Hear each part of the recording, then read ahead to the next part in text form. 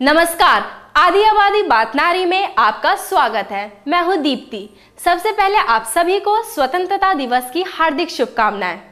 हर बार की तरह इस बार भी हम नारी से जुड़े कुछ ऐसे मुद्दे लेकर आए हैं जिन्हें सुलझाना अभी बाकी है। कुछ ऐसे पहलू जो सरोकार रखते हैं महिलाओं के विकास में। आइए इस बार हम आपके लिए लेकर आए हैं, देखेंगे आज़ादी के बाद कितनी बदली है महिलाओं की स्थिति। इसी मुद्दे पर और अधिक जानकारी के लिए बातचीत करेंगे CSR की डायरेक्टर रंजना कुमारी से। सुपारी उद्योग के जरिए कुछ महिलाएं किस तरह कर रही हैं अपनी रोजी रोटी का गुजारा, और देखेंगे सोलर एनर्जी और एनर्जी मैनेजमेंट के जरिए किस तरह दी जा सकती है देश की प्रगति को एक नई दिशा। आज़ादी का एक लंबा सफर तय करने के बाद आज हमारे देश ने काफी प्रगति की है। अगर नजर डालें महिलाओं पे तो उनकी स्थिति में काफी उतार चढ़ाव देखे गए हैं। कई क्षेत्र ऐसे हैं जहां महिलाओं ने काफी प्रोग्रेस की है, लेकिन कुछ क्षेत्र ऐसे भी हैं जहां महिलाएं अभी भी लाचार हैं। अगर बात करें आजादी की तो आइए देखते हैं कितनी आजाद हैं ये महिलाएं। आजादी से पहले महिलाओं की स्थिति की बात करें तो महिलाओं के लिए घर की दहलीज लांघना भी मुश्किल था। उनकी स्थिति उस कठपुतली से बेहतर ना थी जिसके हिलने डुलने तक की डोर किसी और के हाथ में रहती थी। लेकिन आजादी के बाद उनकी स्थिति में काफी बदलाव आया है और उसे कई अधिकार के साथ मिली है उड़ने की आज़ादी, जिसे उन्होंने अपने दमदार हौसले और कुछ कर गुजरने की इच्छा के बलबूते काफी ऊंचाई दी, जिसमें किरण बेदी, इंदिरा गांधी, कल्पना चावला, सानिया मिर्जा, साइना नेहवाल के नामों की लंबी फहरिस्त हमारे सामने है। बहुत खुशी मिलती है। अच्छा, हमारा देश आज़ाद हुआ है। हमें इसलिए अपने मन की आज़ादी करने के लिए हमें आज़ादी, हम कुछ भी कर सकते हैं जो हमारा मन चाहे। आदमी की गुलामी से अलग छुट के जो भी करना चाहे हम कर सकते हैं। आज बोर्ड के एग्जाम से लेकर राजनीति के ऊंचे शिखरों पर महिलाएं ही विराजमान हैं। महिलाओं को आज नहीं लगता कि कोई भी क्षेत्र अब उनके इरादों के सामने अपनी पहुंच रखता है और महिलाएं खुलकर अपनी आज़ादी को जीना चाहती हैं। लेकिन हर सिक्के के दो पहलुओं की तरह महिलाओं की स्थिति भी है। वो घर से बाहर निकलकर इंडिपेंडेंट तो हुई, लेकिन घर और बाहर की जिम्मेदारी के बीच सामंजस्य बिठाना उनके लिए काफी महंगा साबित हो रहा है, जिसे बिखरते रिश्ते के रूप में हम देख सकते हैं। पहला जॉब कर रही थी, मैथ्स टीचर थी मैं CBSE स्कूल में। बच्चे पैदा होने के बाद जॉब छोड़ के बच्चे का बेस अच्छा रहना है, फर्स्ट 5 इयर्स करके काम छोड़ के उनका रेस्पॉन्सिबिलिटी लिया है। हमारे पुरुष प्रधान समाज को ये बातें थोड़ी नागवार जरूर गुजरी कि जिसे वो अपने पैरों की जूती समझते थे, आज वो अपने अधिकारों की मांग करने लगी। कई केस में जहां महिलाएं अपने पतियों से ज्यादा कमा रही हैं, कई पतियों के लिए ये चीज प्रतिष्ठा का प्रश्न बनती जा रही है। वैसे तो महिलाओं को पूरी स्वतंत्रता मिली हुई है, लेकिन अगर उनकी सुरक्षा की बात की जाए तो कहीं ना कहीं कुछ बंदिशें होनी चाहिए। मैं भी चाहता हूं कि हमारे घर की भी महिलाएं घर से बाहर निकलकर काम करें, उन्हें पूरी स्वतंत्रता हो हर चीज़ करने की। लेकिन अब कुछ बंदिशें भी ज़रूरी होती है कि उनकी सुरक्षा को लेकर, क्योंकि जिस तरीके से कई घटनाएं हुई हैं तो उसमें ऐसे में एक मन में डर तो बना ही रहता है। मुझे सुबह से शाम तक काम करना पड़ता है, बिल्कुल भी टाइम नहीं मिलता। मैं बाहर भी नहीं जा पाती हूँ, घर में ही रह जाती हूँ। बहुत इच्छा होती है बाहर जाने की, लेकिन कुछ कर ही नहीं पाती हूँ। पूरा टाइम घर में ही निकल जाता है, बच्चों में ही निकल जाता है। कुछ भी स्वतंत्रता नहीं मिली है। देश जिस तरह से स्वतंत्र है उस तरह से हमें स्वतंत्रता नहीं मिली है। रोड पर चलने वाली महिलाएं लगातार ईव टीजिंग का शिकार हो रही हैं। वहीं घरों में उनके नजदीकी रिश्तेदार तक उन्हें नहीं बख्शते। तो प्रश्न उठना जाहिर है कि क्या यही है महिलाओं की आज़ादी? महिला स्वतंत्र है। हम लोग पेट्रोलिंग करते हैं, जो हमारी बीट एरिया है उसमें घूमते रहते हैं और जिस पर हमें शक होता है उन लोगों से पूछताछ करते हैं।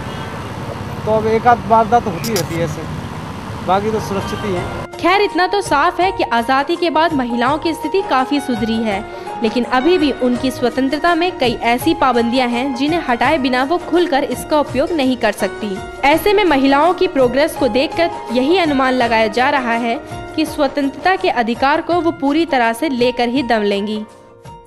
इसी मुद्दे पे और अधिक जानकारी के लिए हमने बातचीत की CSR की डायरेक्टर और जानी मानी समाज सेविका रंजना कुमारी से। रंजना जी, हमारे देश को आज़ाद हुए कई साल बीत चुके हैं, लेकिन बात करें महिलाओं की स्थिति की तो उसमें कितना बदलाव देखने को मिलता है? देखिए, ये तो बहुत बड़ा प्रश्न है। 60 साल का समय हो गया आज़ादी के बाद और कई क्षेत्रों में बहुत बदलाव आया है, लेकिन बहुत जगहों पर बिल्कुल बदलाव नहीं आया, बल्कि महिलाओं की स्थिति पीछे चली गई है। तो ये निर्भर करता है कि हम क्या देखना चाहते हैं, क्योंकि भारत के समाज की कोई एक तस्वीर नहीं है हमारे सामने और ख़ास तौर से महिलाओं की एक तस्वीर नहीं है। कुछ हद तक शिक्षा में काफ़ी बढ़ोतरी हुई है, महिलाओं में शिक्षा आई है, महिलाओं की जो स्थिति है रोज़गार में बढ़ी है। लेकिन साथ साथ में हम ये भी उदाहरण देखते हैं कि बहुत सबल ढंग से महिला नेतृत्व भारत में उभरा है, चाहे देश की राष्ट्रपति हो, पहली महिला स्पीकर हो, 5 बड़े पार्टियों के नेता महिला हों, उसके अध्यक्ष महिला हों।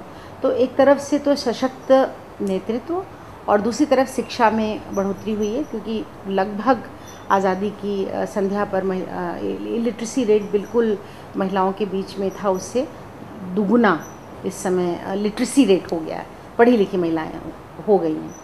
तो ये तो सब शुभ सूचनाएं हैं, या ये कह दीजिए कि ये तो सब अच्छे संकेत हैं। लेकिन दूसरी तरफ अगर ये देखा जाए कि वास्तव में भारतीय महिला की ज़िंदगी कितनी बदली है, तो मैं कहूँगी कि ये एक तरह से बहुत ही निराशाजनक तस्वीर हमारे सामने उभर कर आती है, क्योंकि न सिर्फ महिलाओं पर हो रही हिंसा बढ़ी है, बल्कि हिंसा का जो कैरेक्टर है वो भी बहुत ज़्यादा बदसूरत है इस समय। रंजना जी, आपको क्या लगता है कि महिलाओं को इतने अधिकार मिल चुके हैं कि वो इंडिपेंडेंट हो सकें? ये तो मैं नहीं कहूँगी कि कुछ महिलाएं भारतीय समाज में ऐसी नहीं हैं जो कि उदाहरण प्रस्तुत करती हैं, एक आदर्श सशक्तिकरण वाली महिला का उदाहरण प्रस्तुत करती हैं, चाहे राजनीति में हो, शीला दीक्षित, सोनिया गांधी से लेकर के मायावती जी तक, और या फिर स्पोर्ट्स में हो, जिसमें कि सानिया मिर्ज़ा और साइना का नाम बड़े तेज़ी से उभर कर आया। तो हर क्षेत्र में आगे महिलाएं स्टार की तरह चमकी हैं। लेकिन अगर आम महिला की ज़िंदगी देखें और ख़ास तौर से गांव में किसान, खेतिहर महिला, आदिवासी महिला और गरीब महिलाओं की ज़िंदगी देखें, तो मुझे नहीं लगता है कि बहुत बड़ा परिवर्तन कहीं दिखाई पड़ता है। रंजना जी, महिलाओं के सामने अभी क्या क्या दिक्कतें हैं जो उनकी आज़ादी में अभी भी अड़चनें पैदा करती हैं? देखिए, हम आज़ादी 15 अगस्त के उपलक्ष्य में ये सारी बातचीत कर रहे हैं, लेकिन अड़चनें मुझे सबसे बड़ी जो 3 अड़चनें दिखाई पड़ती हैं। सबसे बड़ी शिक्षा, अगर शिक्षा में कमी रह गई है तो आज हम जो हैं, या आज प्रतिभा पाटिल जी जो देश की पहली महिला राष्ट्रपति बनी हैं, या जो बड़े बड़े नाम हमारे सामने दिखाई पड़ते हैं, सबकी सफलता के पीछे शिक्षा सबसे मूल कारण है। और उसी की वजह से फिर एक आत्मविश्वास बनता है, जानकारी का दायरा बढ़ता है, आपकी एक पहचान बनती है।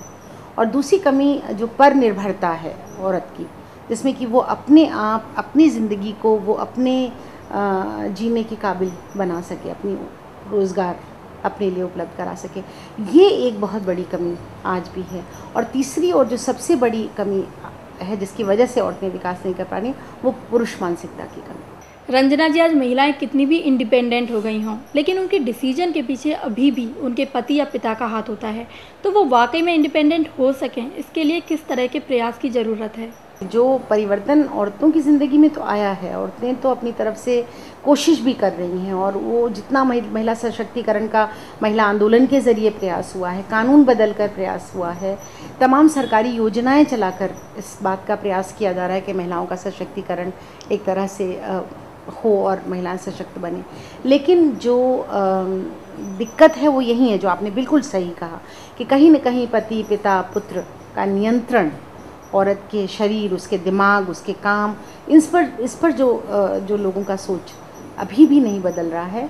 मुझे लगता है कि ये सिर्फ दिक्कत नहीं विकास के लिए पैदा कर रहा है, बल्कि इसकी वजह से पारिवारिक ज़िंदगी भी एक सुखद बराबरी की, एक दूसरे से इंटरडिपेंडेंस की, प्रेम की ज़िंदगी जो चल सकती थी, वो चलने में बहुत बड़ी बाधा आज भी है। रंजना जी, आज़ाद देश की आज़ाद महिलाएं अपनी स्वतंत्रता का खुलकर उपयोग कर सकें, इसके लिए आप उन्हें क्या संदेश देना चाहेंगी? कि सबसे बड़ी बात मैं कहूँगी कि हर लड़की को माँ ये समझकर पाले कि उस बच्ची के मन में स्वतंत्रता क्या है, ये भाव उसको पूरी तरह से वो रियलाइज़ कर सके, उसको समझ सके। और साथ साथ में जो लड़के लड़की के बीच का भेद है, शायद आज आज़ादी की संध्या पर आप अपने मन से बिल्कुल निकाल दें, और वो बराबरी तभी आएगी जब माँ ये तय करेगी कि हम अपने बच्चे को बराबरी से पालेंगे। पिता ये तय करेगा कि हमारी बेटी को वही सारे मौके ज़िंदगी में, शिक्षा, सफलता, नौकरी, कैरियर, जो भी है वो मौका वही लड़की को मिलेगा जो लड़के को हम देने जा रहे हैं। तभी शायद ये बराबरी हम पा सकेंगे और हमारी जो स्वतंत्रता का मतलब है वो सही मतलब निकल सकेगा। दूरदर्शन आधी आबादी बात नारी की तरफ से आप सभी देशवासियों को खूब ढेर सारी शुभकामनाएं।